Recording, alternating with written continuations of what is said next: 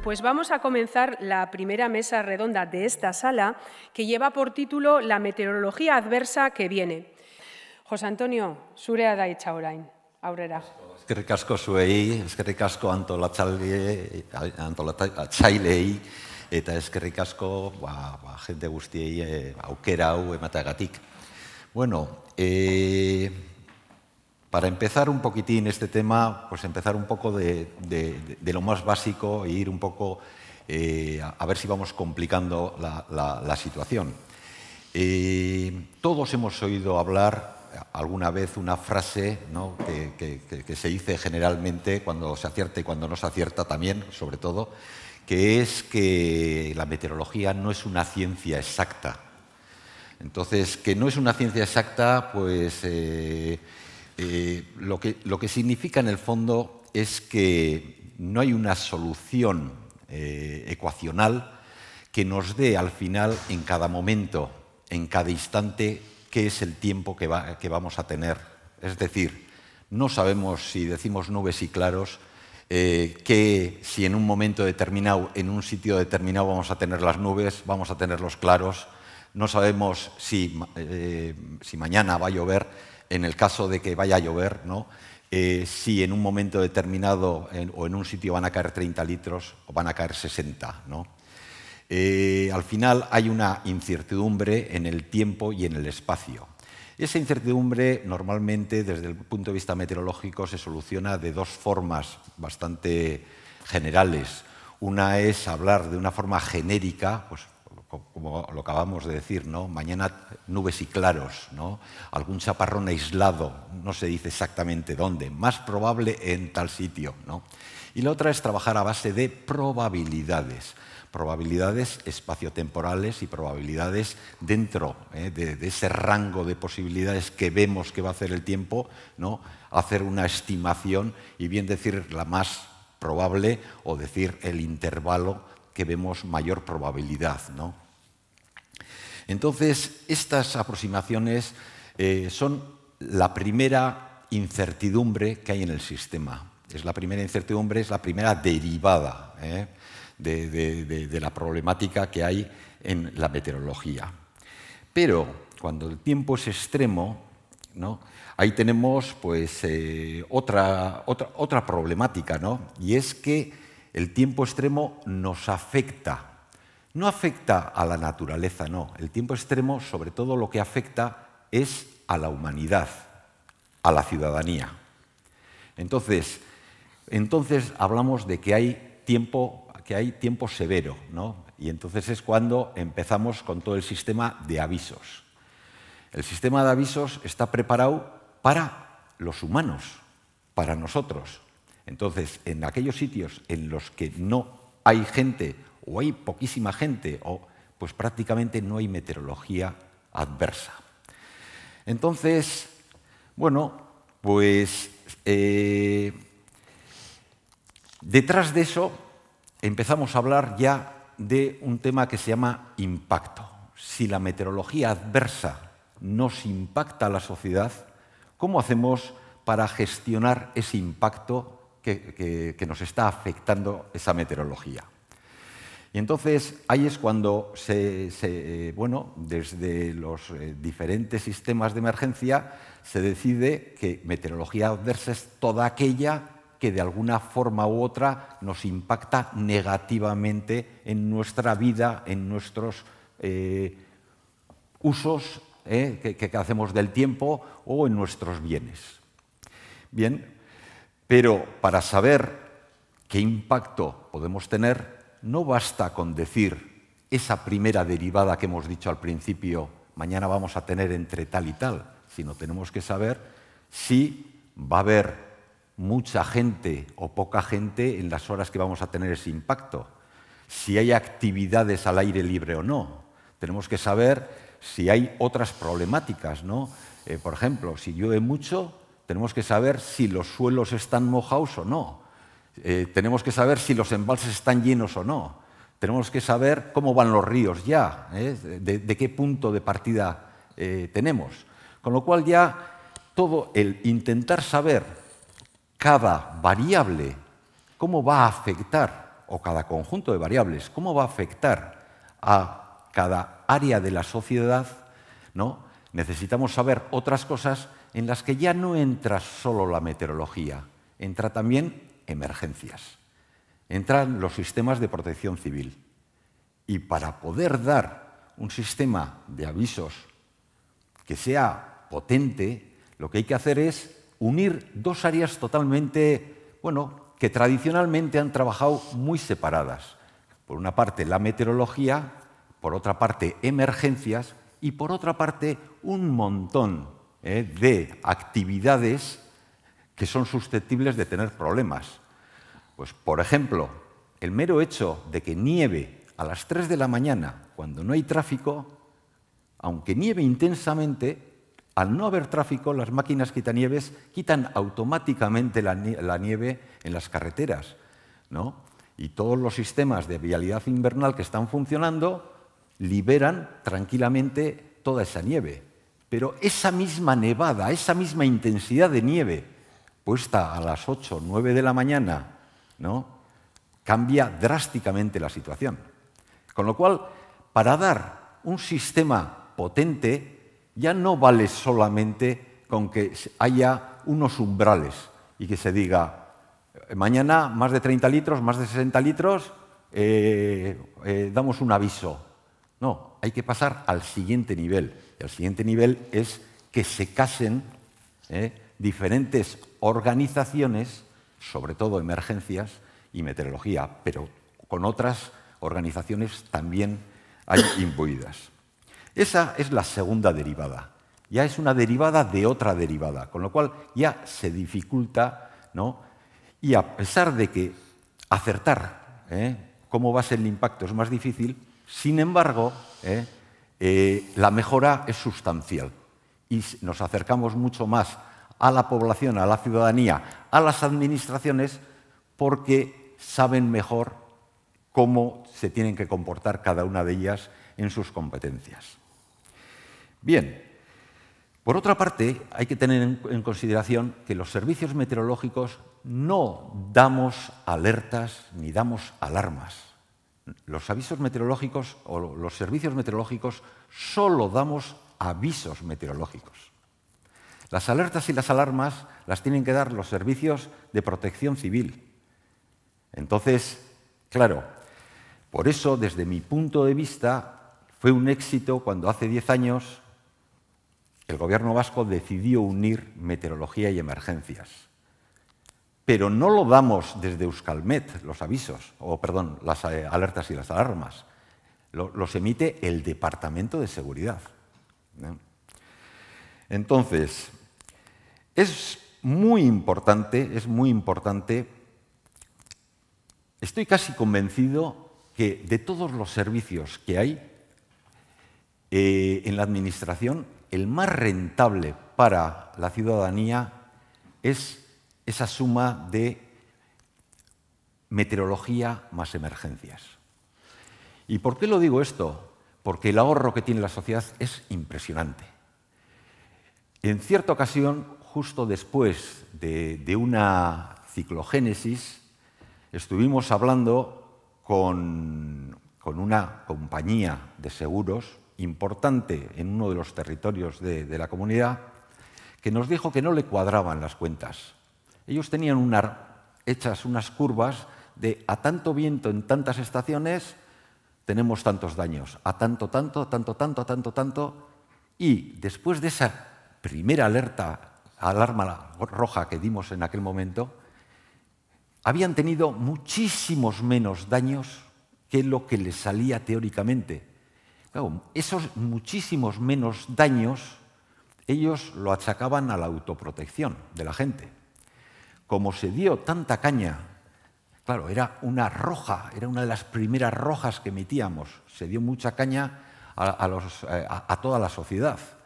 La sociedad, ¿qué hizo? Se autoprotegió. Y solamente con lo que ahorró esa sola empresa en pagar a esos posibles daños, se hubiese pagado el servicio meteorológico durante muchos, muchos años.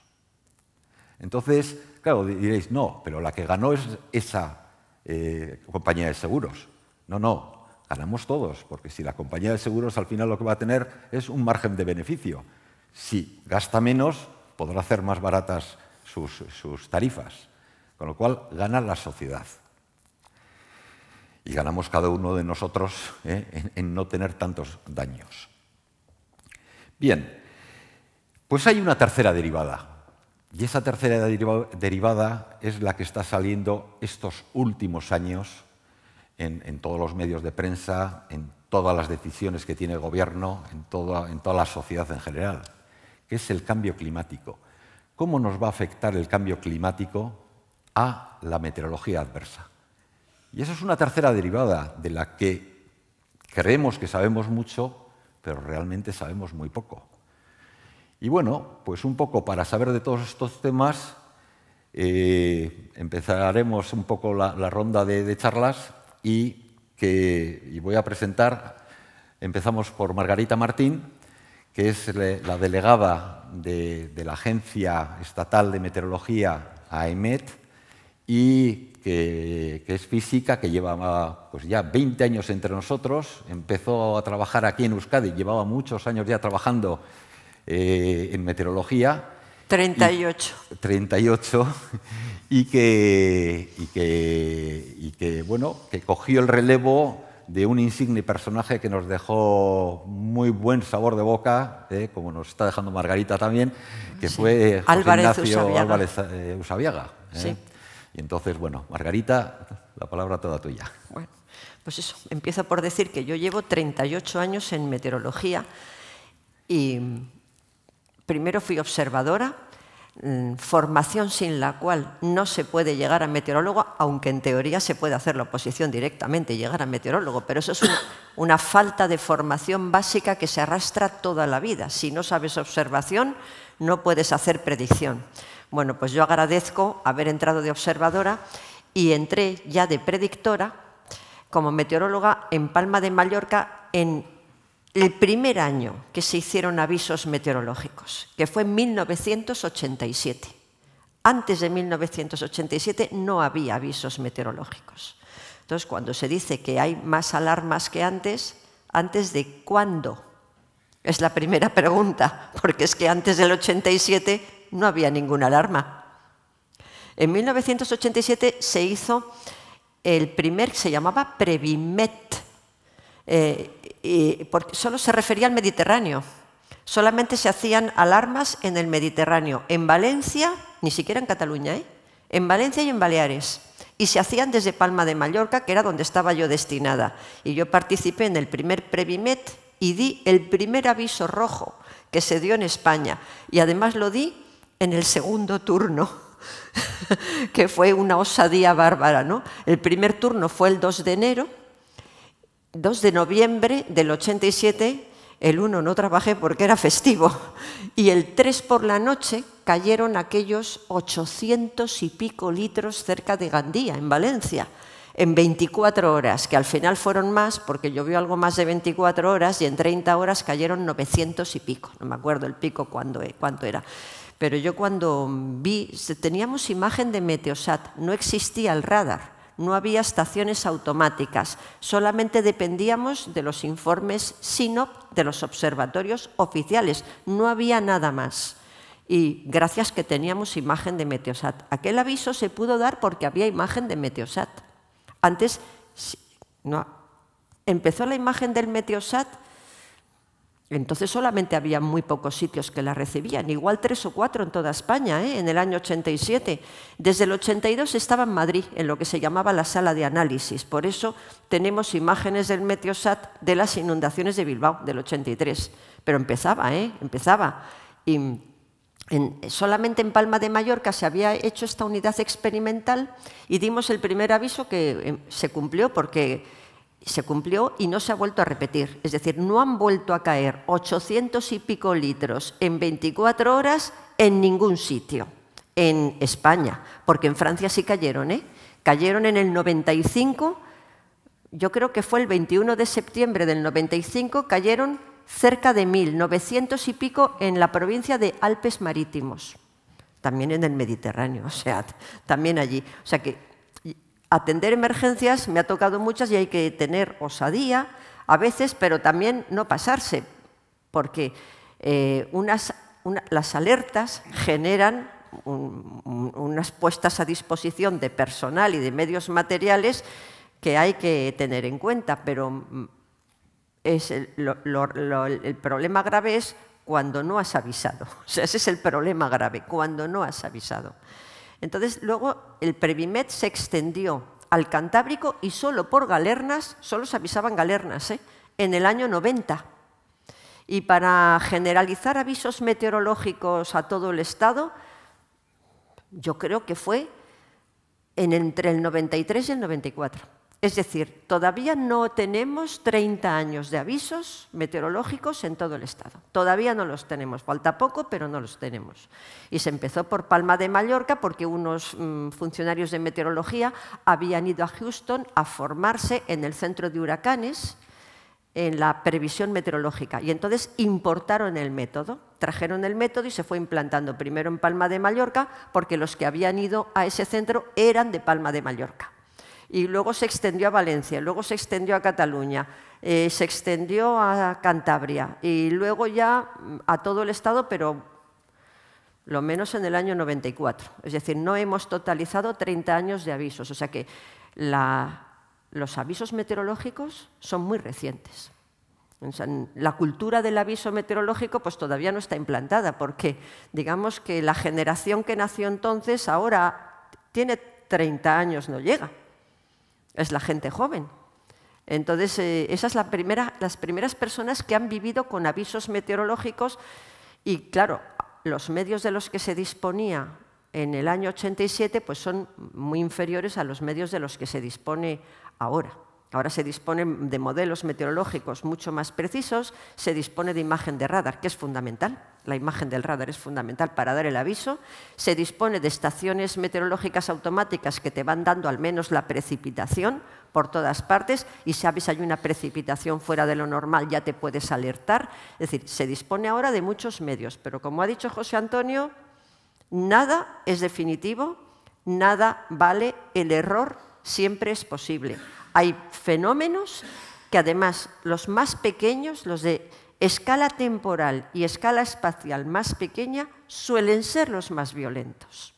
Y puede ser que se escapen, y se escapaban entonces y se siguen escapando ahora. Ahora es más difícil, pero no es imposible, se pueden seguir escapando. Es decir, que la predicción meteorológica, que no es una ciencia exacta y no tienes una garantía del 100%. Pero la pregunta que ha hecho la presentadora es ¿qué es lo que se nos viene encima? ¿Cómo podemos hacer frente a la agresividad no solamente de la atmósfera, sino también del mar? Bueno, y últimamente hasta el volcán de La Palma, o sea, es que hasta el subsuelo se puso agresivo, ¿no? Bien, pues es como en las enfermedades. Ayer leí un artículo de un instituto americano muy prestigioso que decía que debido a los hábitos que tienen alimenticios los americanos, que se va a presentar el cáncer de colon entre los 20 y los 30 años, no a partir de los 50, como ocurre ahora, y que se va a aumentar un 90% la incidencia y del cáncer de recto un 124%. Bien, lo fundamental en la previsión de las atrocidades meteorológicas es la prevención, exactamente igual que con la alimentación. La prevención del cáncer de pulmón es no fumar, esa es la primera prevención. Luego hay otras cosas que se pueden hacer. Pero en la enfermedad también, muchas de las enfermedades que tenemos es porque no se previeron, no se tomaron las medidas adecuadas antes. Nuestras emergencias meteorológicas, lo que yo he comprobado los 20 años que llevo aquí, que llevo estudiando series y artículos de periódicos, es que con la mitad de la precipitación que caía, por ejemplo, en los años 30, tenemos la serie de Geldo, que esta es la muy buena, desde 1928, pues los daños que causaban precipitaciones intensas muy fuertes en los años 30, esos daños se producen igual con precipitaciones la mitad. Es decir, que si antes hacían falta 200 litros para producir esos daños, con 100 basta ya. Y se producen los mismos daños. ¿Pero por qué? O sea, el por qué, es decir, cuando se dice cada vez la meteorología es más adversa. Yo lo dudo. No han vuelto a caer 314 litros en 24 horas que cayeron el 14 de octubre de 1953 en Oyarzún. No han caído en ningún sitio, ni aquí en Bilbao, cayeron en el 83. Y cayeron 250. Y en algún sitio pudieron caer 280. El famoso pluviómetro de Larraskitu, que dio 500, no era un pluviómetro. Era un registrador de horario que estaba conectado con un registrador de lluvia, pero no tenía ningún control.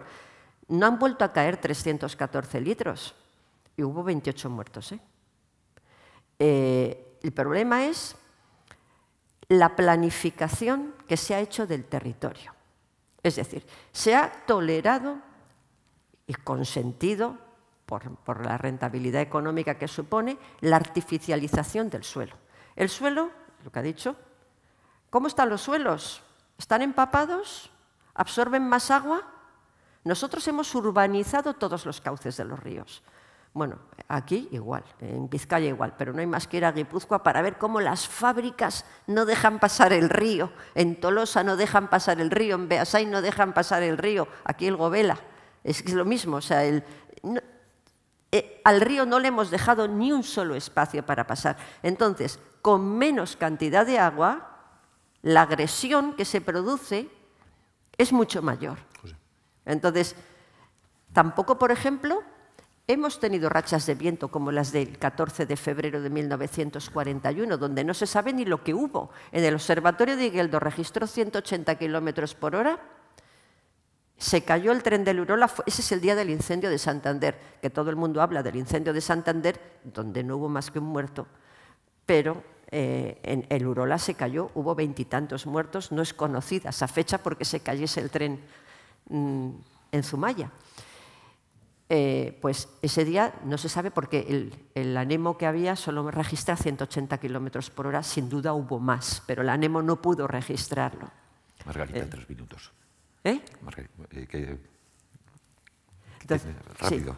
Sí, la conclusión es que como se ha permitido una gestión del territorio en favor de operadores económicos y no se ha diseñado lo que beneficiaba a la población, esto no es de ahora, esto es de los últimos 150 años, desde que empezó la industrialización y desde que empezó el traslado masivo de la población del interior a la costa, porque sobre todo empezaba la industrialización por los puertos, a partir de los puertos ya se iba extendiendo a los pueblos de alrededor y al final se generalizaba a toda la zona costera de una provincia. Al trasladar toda la población a las costas, se ha hecho una gestión del territorio económicamente interesada. Entonces se han impermeabilizado los suelos, se han hecho infraestructuras que impiden la evacuación de las aguas.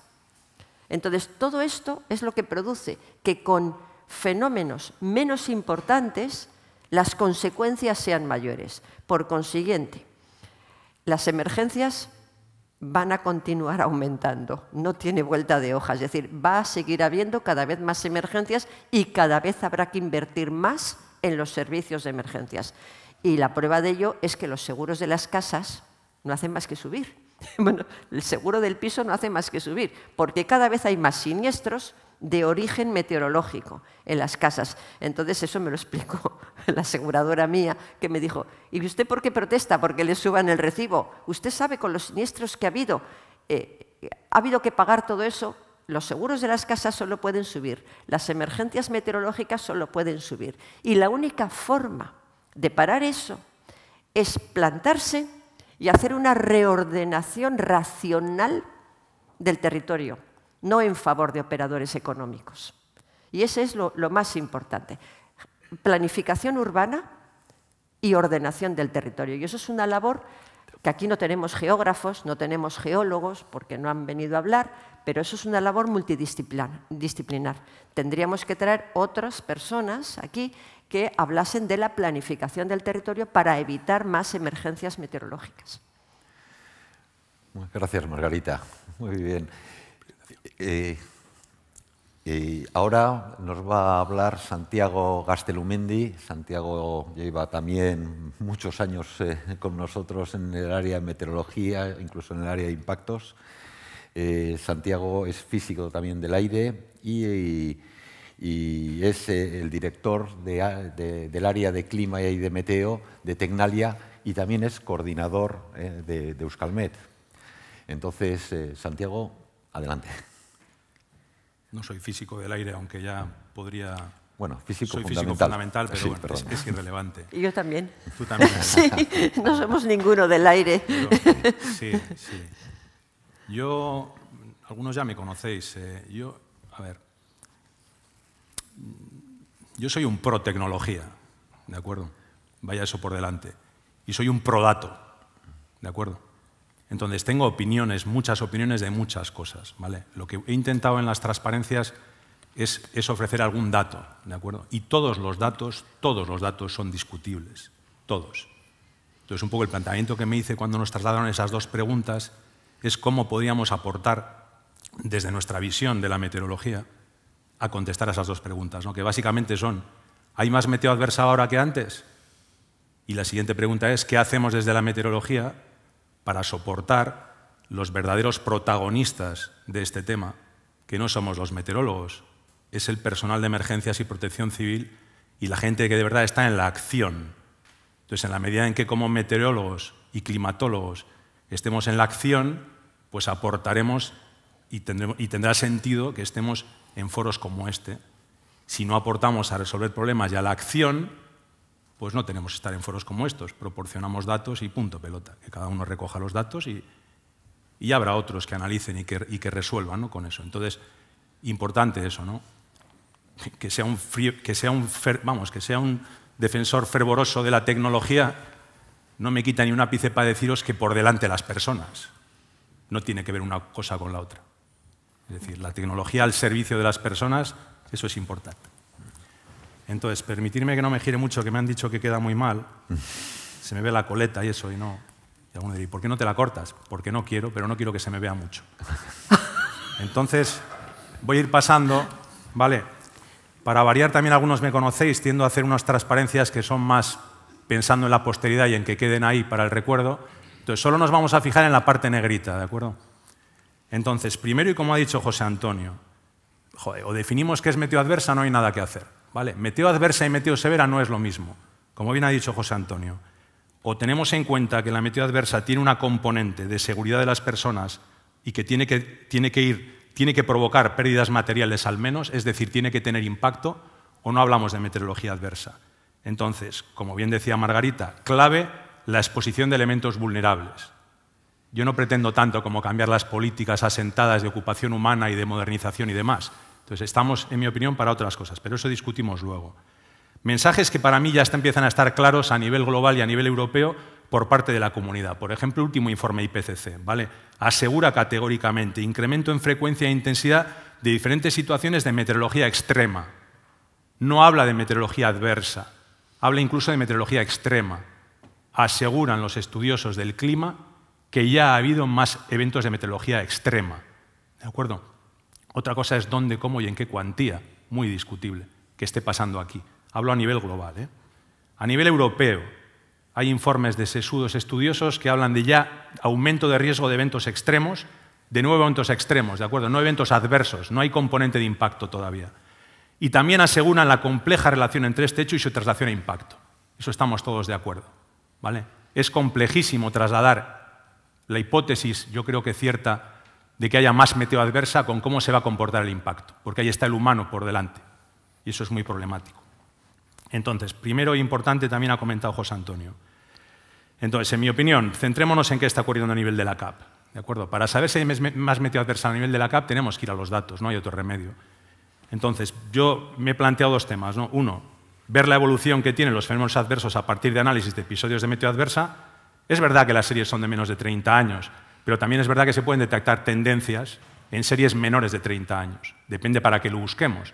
Aquí no estamos buscando una tendencia para sentar cátedra, estamos buscando una tendencia para reaccionar y prepararnos frente a esa posible tendencia. Nos podrían bastar 15 años para ver esa tendencia, ¿de acuerdo? Eso no significa que esa tendencia se mantuviera en el tiempo, pero algo de información sí nos está dando, ¿vale? Entonces, la primera cuestión es que desde el punto de vista de Euskalmet y de la DAEM, es importante que os acordéis cómo ha sido el proceso de generación de avisos. Hemos pasado por una etapa en la cual no teníamos colores, hemos pasado por una etapa en la cual empezamos a tener colores y luego pasamos una etapa muy importante para nosotros en los cuales definimos una nueva metodología para caracterizar el impacto en costa. Esos son 3 hitos importantes para entender los gráficos.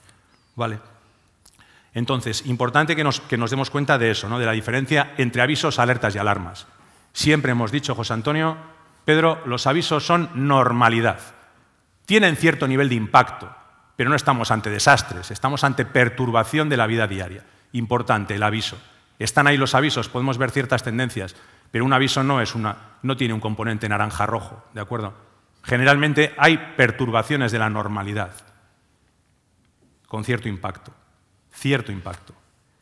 Sobre la importancia relativa de las causas de adversidad, ¿vale? Bueno, pues importante, ya veis ahí los gráficos, alguno que sea curioso ya ha empezado a mirar algún detallito, entre diferencias entre amarillos, naranjas y demás. Aquí básicamente pensar que hablar de avisos de meteo adversa en general tampoco tiene mucho sentido, porque la fenomenología es muy particular de unos y otros. Incluso me he permitido el asociar, por ejemplo, todos los eventos extremos de lluvia, pero no tiene nada que ver unas lluvias intensas de unas lluvias persistentes. Pueden ir juntas, ¿vale? Pero no tienen por qué tener que ver. Uno puede pensar, las intensas en verano, las persistentes en invierno, otoño. Ni siquiera es verdad, ¿vale? Todo esto puede ir mixto. Acordaros que nos centramos en la CAP. Entonces, cosas que hemos constatado, amarillos, naranjas y rojos, importante, juntando los amarillos. 43% de los días en los que hemos estado en avisos desde que hemos implementado el sistema han incluido el riesgo marítimo costero. Entonces, hay que mirar al mar, como bien decía Margarita. En la CAP, para hablar de meteorología adversa, hay que mirar a la mar, es muy importante, ¿vale? Y luego, por resumir, ahí hay un lote más o menos de un 20% en el cual incluimos nieve, viento, lluvia, ¿vale? Y luego, en segundo nivel, hay un 10% que tiene que ver con temperaturas altas. En mucho menor nivel hay un 2% que tiene que ver con temperaturas bajas. Perdonadme, estos datos que os doy no es verdad que son amarillos, solamente son naranjas y rojos, Importante, ¿vale? Los que os acabo de decir, naranjas y rojos. Entonces, en los gráficos podéis constatar ya una cosa clara. Más o menos el 30% de los avisos, y esta vez sí, son por temperaturas bajas, de los amarillos, ¿vale? Pero esto solamente aporta al 2% de los naranjas rojos. Entonces ya sabemos dónde tenemos que poner el foco, desde el punto de vista de las emergencias, ¿vale? Solemos meter muchos amarillos porque tenemos en el foco, como bien sabéis, el impacto en accidentes de carretera por heladas y demás. También miramos de reojo al tema agro, pero menos, pensando en carreteras. Por eso tenemos muchos avisos amarillos por heladas, ¿vale? Pero es un impacto, como podéis comprender, muy puntual. Entonces decíamos, lo primero, aclarar los temas que es importante que veamos que hay diferentes causas de aviso, y ahora vamos a intentar contestar a la pregunta, ¿no? ¿Se observan tendencias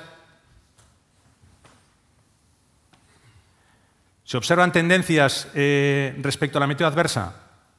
Bueno, pues como bien dice Margarita, nuestra serie de avisos incluso, bueno, la de colores es bastante parecida a la de AEMET, pero evidentemente son muy pocos años para dar datos de este tipo, ¿vale? Se pueden simular, cogiendo datos climáticos y estaciones y observaciones y demás, pero acordaros, nuestros avisos de impacto, bueno, ahora llegarán. Nuestros avisos de impacto, como tienen ese componente que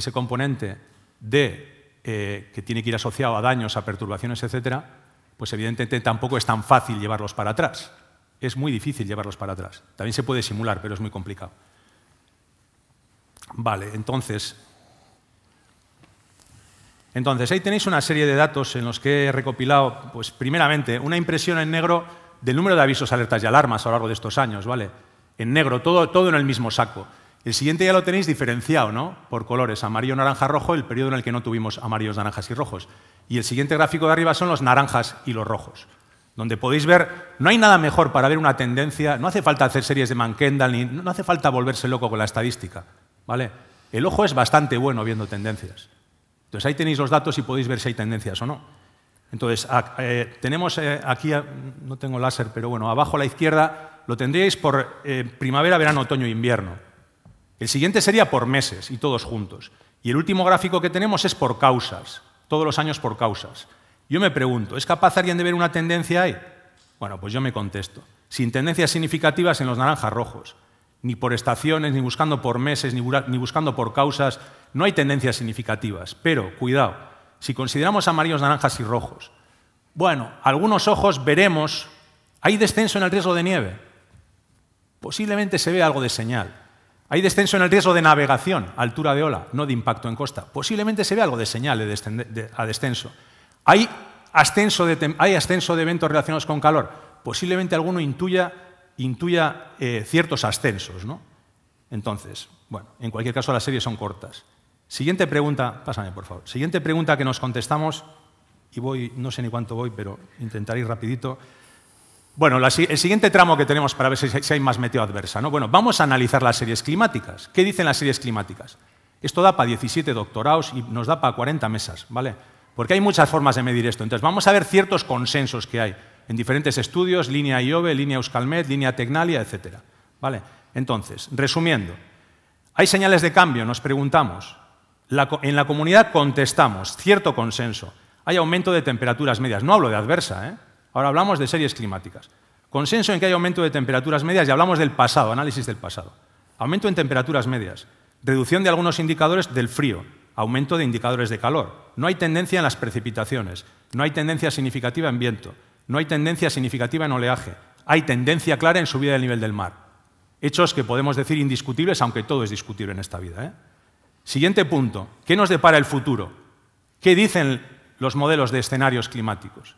Bueno, en teoría, y resumiendo mucho, dicen aumento de temperaturas, dicen aumento de calor, dice disminución de frío para el futuro, dice reducción de precipitaciones anuales, eso dicen para el futuro los escenarios, y siguen diciendo aumento del nivel del mar.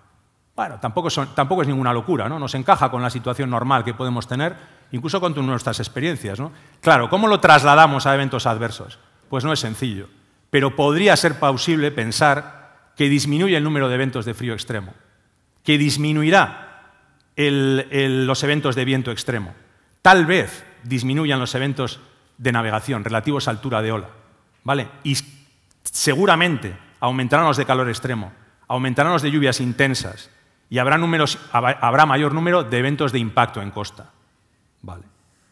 Y por último, intentamos contestar a la segunda pregunta, y es, desde la meteorología, ¿qué podemos aportar o qué estamos aportando? Si me pasas... Entonces, en la línea que yo creo que mis dos compañeros han hablado, ¿no? Primero, la tecnología está al servicio de la sociedad. No está por amor de los tecnólogos ni por amor de la ciencia, no, está al servicio de la sociedad. Segundo punto importante, soporte para la acción de los profesionales de emergencia y seguridad.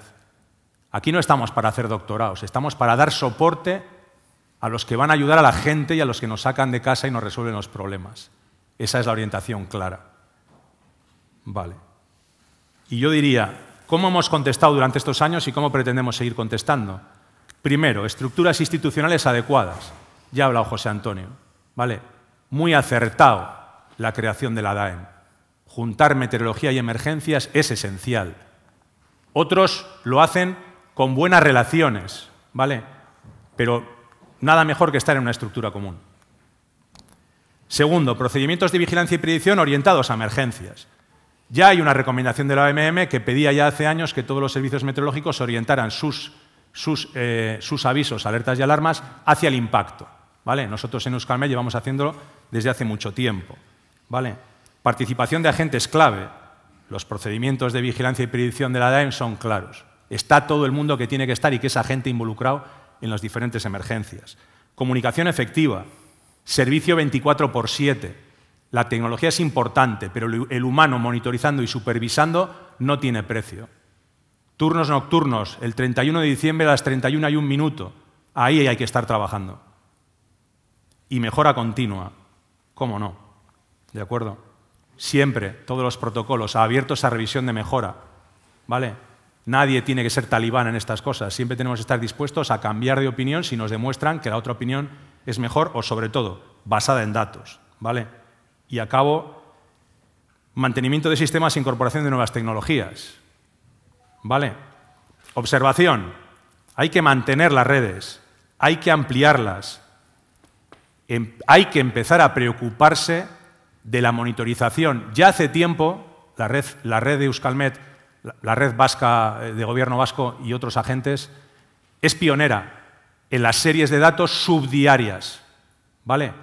La meteorología adversa no tiene por qué estar unida a la revisión de máximas y mínimas de fenómenos diarios.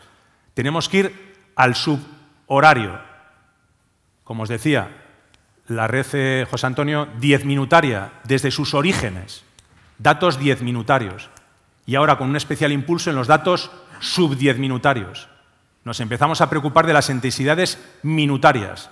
Y eso requiere meteorología y capacidad de respuesta y capacidad de usar esos datos. Modelización. No basta con tener modelos meteorológicos, ¿de acuerdo? Desde Tecnalia proporcionamos la visión integral, modelos hidrometeorológicos, modelos oceanometeorológicos, modelos meteorológicos, análisis de datos climáticos, etcétera, etcétera. Alta resolución. Hay que ir a alta resolución. Alta resolución es por debajo del kilómetro. Tenemos un país pequeño. Hay que mirar con mucho detalle. ¿Vale? Nowcasting, decía Margarita, que no nos coja el toro por algo que vaya a pasar en los próximos 15 minutos. Hay que tener herramientas de nowcasting y las tenemos. ML es Machine Learning. ¿Vale? No seremos nadie en la comunidad meteorológica si no asumimos temas de digitalización. En nuestro caso somos digitales desde los orígenes. No hay gente más digital que los meteorólogos. ¿Vale? Hay que migrar hacia el Machine Learning, la IA, la importancia del Big Data, etcétera. ¿Vale? No son palabras grandilocuentes. Son palabras que van a ayudar mucho. Decía antes en broma José Antonio Fuera, voy a hablar de quantum computing también. También la computación cuántica en 20 años revolucionará la meteo. Si miramos al futuro hay que empezar a pensar ya en ello. Claro que ahora no tiene nada que ver. Ahora, veremos en 10 años, veremos en 20, veréis en 30 algunos. Yo ya no estaré. Estaré descansando. Joder, pues si tú no estás, ¿los demás dónde vamos a estar? No estaremos ninguno. Vosotros no. No os quiero llevar a la caja, pero he descartado que estéis en 20 años. ¿Os parece bien? Bueno, entonces, esto corremos el riesgo mucho de hablar. Yo tengo 54, ¿vale? Por aquí andan en los 60 y así, sin ánimo de dar datos, ¿no? Nosotros no somos el futuro, ¿vale? No somos el futuro. El futuro está por venir. Ese futuro, sí, ya empezamos a entrar un poco, me permito. Yo en ese futuro voy a discutir, Margarita, si realmente un meteorólogo orientado a la sociedad y que esté en el siglo XXI necesita empezar haciendo observación. No. Yo no necesito tirar con tiragomas para saber tirar con metralleta. El ejemplo no es muy bueno.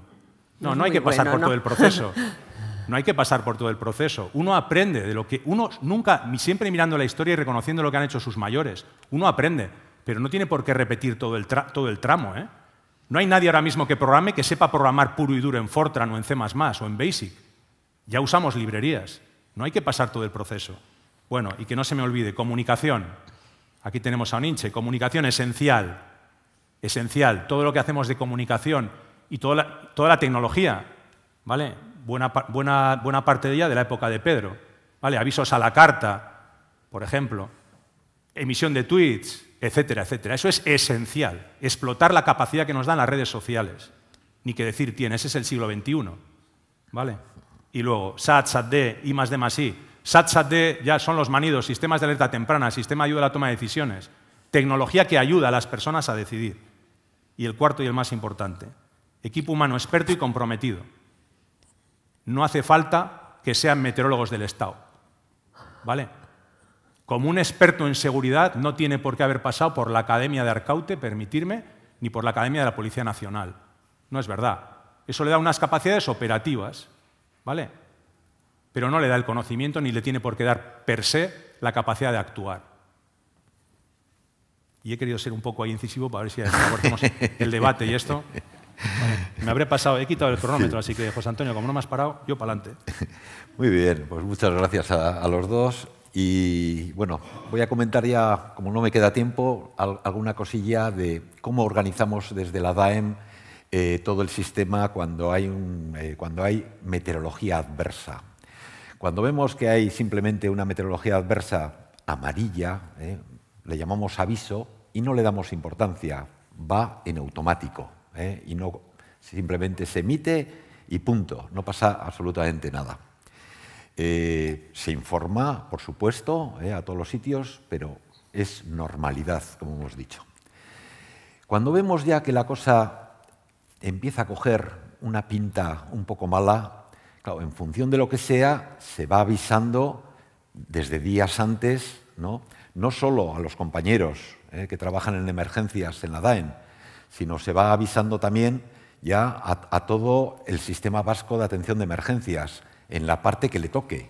Si es un tema de hidrología, pues entra URA, entran diputaciones. Si es un tema de nieves, pues entran vialidad invernal, entran autopistas, entran diputaciones, cada uno un poco en las funciones que tiene. Y se va diciendo, tiene mala pinta para dentro de 4 días, para dentro de 5 días o de una semana. Simplemente ir haciendo un seguimiento. Y ya cuando se acerca la situación, especialmente si la situación vemos que es realmente severa y que está en un naranja, llamamos rojizo, o que puede ir a un rojo, entonces, porque los modelos van continuamente cambiando, ¿no? Y las situaciones van cambiando, pues entonces es cuando ya se hacen las reuniones previas. Y entonces, antes incluso de emitir una alerta o una alarma, hay unas reuniones en las que ya se organiza el tema de cómo viene y se informa, para que cada administración esté avisada. Y entonces es, una vez de que ya se ha tomado ahí las decisiones, es cuando pasa a la sociedad. Y ya se empieza a informar a la sociedad que vienen bastos. Y ya cuando ya empieza, normalmente prácticamente a la vez que empieza la problemática, ya se montan las mesas de crisis. En algún momento se han montado las mesas de crisis, incluso anteriormente a que caigan las primeras gotas. Y ya todo el sistema ya está rodando. Pero hay algunas veces que se escapa, que como se trabajan con probabilidades, no se pueden coger las probabilidades más pequeñitas o algunas que incluso no aparecen. Y hemos tenido, hace 2 semanas mismo, hemos tenido un ejemplo de eso, ¿no? Una situación en la que dábamos que había posibilidades de galerna, no hubo tal galerna como tal, dábamos probabilidades de tormenta, pero la tormenta pensábamos que se iban a comportar de una determinada forma. Los modelos no nos daban una severidad. Y sin embargo, se produjo una severidad muy local en el área de Donostialdea, ¿no? Y en el área de Donostialdea, claro, en cuanto se vio ya desde Euskalmet que se estaban formando tormentas de la nada, porque se montaron allí mismo, las que actuaron, empezaron a dar los primeros rayos allí mismo, a unos kilómetros de Donostia, y entonces inmediatamente se informó a Sosdeiak y desde Euskalmet inmediatamente... Los fenómenos locales y de corta duración que se escapan a todos los modelos. Efectivamente. Y inmediatamente se informó desde Sosdeiak a la Policía Municipal y allí. Y ayer mismo estaba hablando con un compañero de la Policía Municipal que decía, justo antes de empezar nos avisaron, nos dio tiempo para tomar las medidas y organizar el sistema y mandar a la gente. Pero me dice, joder, pero qué llamativo, en una zona de la ciudad tuvimos un montón de problemas y en la otra no tuvimos nada.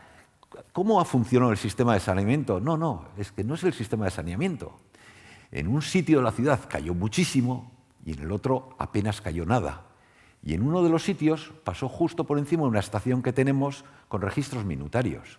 Y cayó una intensidad durante uno de los minutos, cayó una intensidad de 190 litros metro cuadrado hora. Claro, 190 litros metro cuadrado hora significa que si hubiese seguido lloviendo así durante una hora, hubiesen caído 190 litros. Y claro, los tiempos de concentración de esas cuencas son pequeñísimos, porque son cuencas urbanas muy pequeñas. Y claro, ¿qué es lo que hacen? Inundar. Y urbanizadas. Y urbanizadas. Que no tragan, o sea, solamente tragan los desagües, ¿no? En esa zona hay zonas que están al mismo nivel del mar. En la zona donde cayó tan fuerte está al mismo nivel que el mar, porque luego hay una pequeña subida y llega a la playa, pero hay zonas que están justo al mismo nivel del mar. Pero también luego no puede salir el agua. Efectivamente, pero también hay tanques de tormenta dentro de la ciudad de San Sebastián que funcionaron y que minimizaron el daño, ¿no? Y que, bueno, pues al final hay muchas cosas, ¿no?, hechas y que, bueno, pues yo estoy convencido de que los sistemas de meteorología funcionan, pero también funcionan los sistemas de emergencia.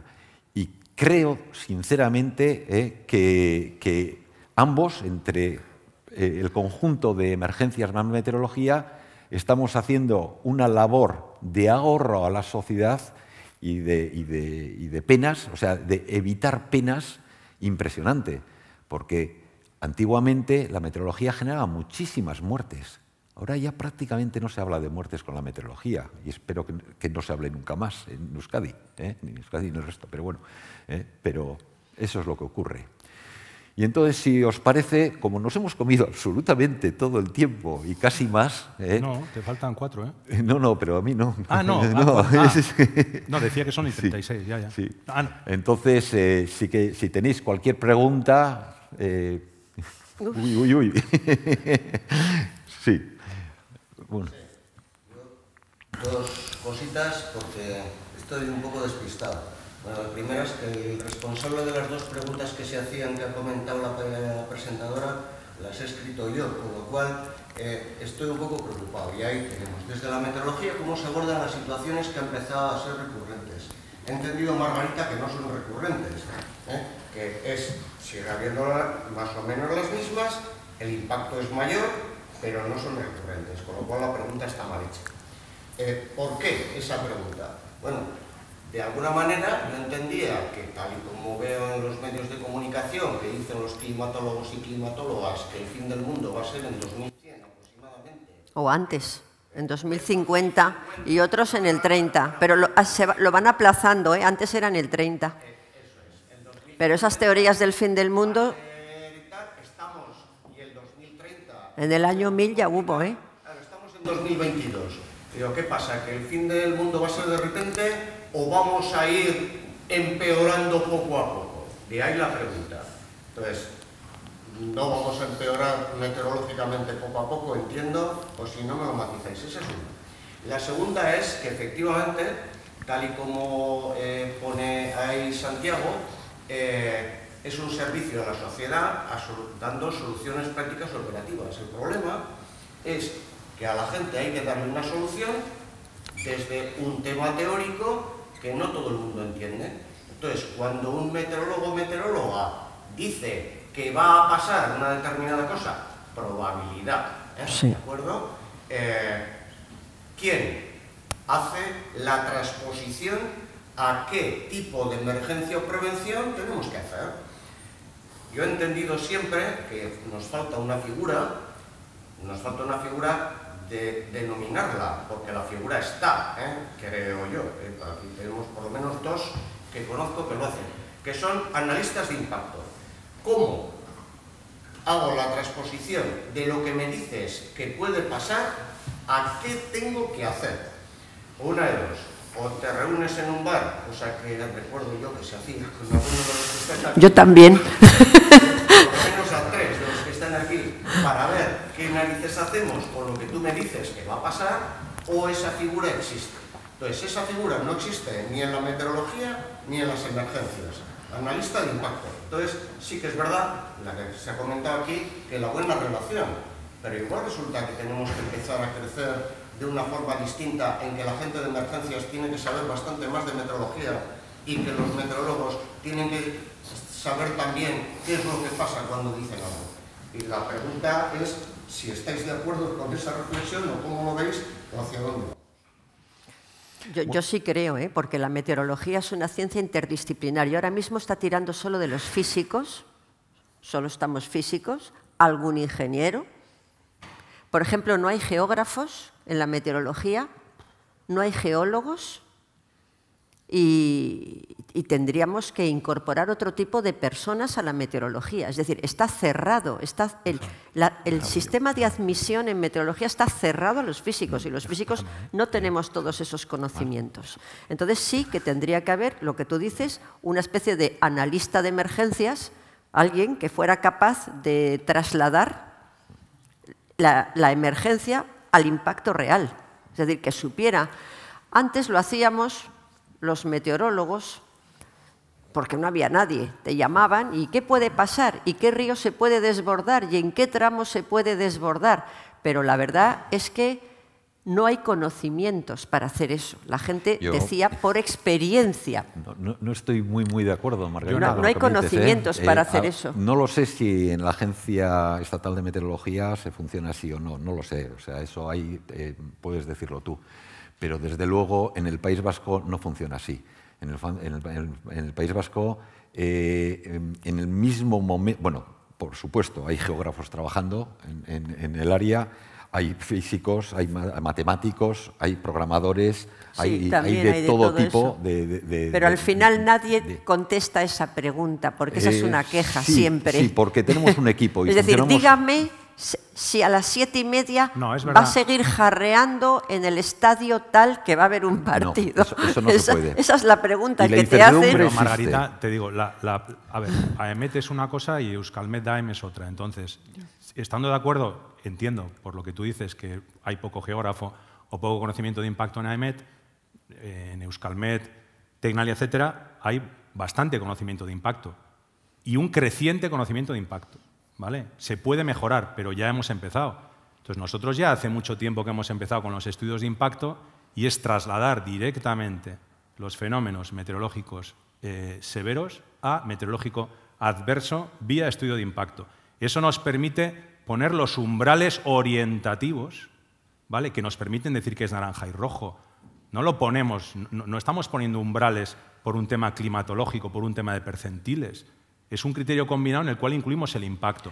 Entonces empieza a haber las características locales. Claro. Claro, por ejemplo, si tienes un río desviado, el agua coge la máxima pendiente siempre y entonces pasa por un barrio que se ha instalado Pero no te hablo de eso, te hablo de que para emitir un aviso naranja o un aviso rojo, que es lo que interesa, en la época de Pedro me acuerdo que al final decía, si está muy bien que haya conocimiento probabilístico y que hablemos de tecnología, lo que quieras, pero al final esto va a ser naranja, va a ser rojo, ¿cuántos daños va a hacer? Entonces, hay una ¿Ese es el problema? Problema. Hay una cosa que se llama modelos de impacto. Sí, hay modelos, pero ten en cuenta que la meteorología tampoco se ajusta al modelo. Bueno, no siempre se ajusta al modelo, hay desviaciones. Nada se ajusta al modelo. No, nada. Pero no es plausible, y de hecho lo hacemos, saber si un evento de meteorología adversa nos va a dejar unos daños en el entorno de por encima de 1 millón de euros hasta 17, o si va a ser una anécdota que va a tirar 4 árboles. Bueno, nosotros lo hacemos. Y en cualquier caso, para mí, la visión, que es un poco antes donde metía un poquitín ahí, hacía un poco de Margarita, la visión de que el meteorólogo es aquel que ha sacado las oposiciones a meteorólogo del Estado, es una cosa que yo discutiré siempre y seguiré discutiendo. Bueno, de todas formas, había varias preguntas más. Vamos, sí, Andoni. El Ayuntamiento de Bilbao, primero felicitaros por la presentación y agradeceros por vuestro trabajo, porque soy cliente vuestro y abusador de vuestro servicio. Evidentemente estamos hablando de efectos adversos y estamos hablando de avisos, ¿no? Del impacto. Cada vez voy a hablar del tercer espacio, es decir, ya no los usuarios, sino esos avisos, las decisiones que tomemos, el impacto económico de actividad que produce. Claro, esos avisos se dan con una intensidad de viento, normalmente alta, pensando en el adverso basado en el extremo. Pero tenemos muchas actividades en vía pública en las cuales los umbrales son más bajos que ese aviso. Y los que tenemos que tomar la decisión de si retiramos esa actividad, una feria, por ejemplo, claro, no sabemos si va a tener ese viento o no. Gracias a Dios, las normas 1, las normas les exigen a esas estructuras una resistencia mínima al viento. Y siempre lo que exigimos es que sea superior al umbral de aviso cuando emitís, porque es cuando se han encuentro y esto fuera porque hay este aviso y esto es oficial. Pero todavía a mí me preocupa mucho, por ejemplo, una cosa concreta, los fuegos artificiales. Los fuegos artificiales, según la ley, tenemos que suspenderlos si en el lugar del lanzamiento superan los 36 kilómetros. Sí, y hay que medir. Y los medimos. Sí. Eso no es problema. El problema está en el problema social que podemos provocar el que se monten grandes algarabías en la ciudad porque tenemos 100.000 espectadores abajo. Sí tenemos solucionado cómo avisarles, pero la mala leche que se va a generar ahí abajo es inconcebible. Y no tenemos nadie nos da una previsión, porque eso lo decimos a la mañana, esta noche se suspenden los juegos. Habrá problemas, pero hemos minimizado el impacto de ese problema de la decisión. Claro. Ahora, ¿cómo salimos? ¿Qué miramos? ¿A esto que se publica por ahí, dice por hora lo que pasó? O como se hacía antiguamente, teléfono, ¿cómo lo ves? Claro. Sí, tienes razón. Efectivamente. Nosotros a Donosti avisamos, a las fiestas de Donosti avisamos, porque es el viento en la Concha, donde hay que medirlo. No en cualquier sitio, sino allí justamente.